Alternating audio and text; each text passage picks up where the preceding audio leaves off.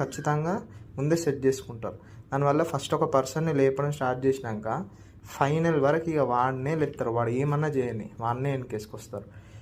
ఇంకా నా దృష్టిలో అయితే సెలబ్రిటీస్ ఉండొద్దు. బేసిక్గా కొత్త మనుషులే రావాలి. అప్పుడే అందరికీ కొత్త ఫెమిలియర్ కాబట్టి, ఫెమిలియర్ లేని పర్సన్ వస్తున్నాడు కాబట్టి వాళ్ళు ప్రూవ్ చేసుకునేది ఉంటుంది.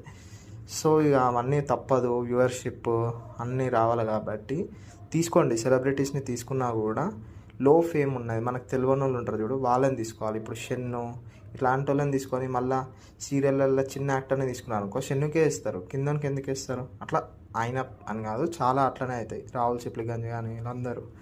సో దాన్ని బేస్ చేసుకొని కొత్త వాళ్ళని తీసుకుంటే బెటర్ నా ఉద్దేశంలో. వీడియో కనుక మీకు నచ్చినట్టయితే please like, share and subscribe. నన్ను కొంచెం సపోర్ట్ చేయండి. జెన్యూన్ రివ్యూస్ ఇవ్వడానికి మ్యాక్సిమం ట్రై చేస్తాను.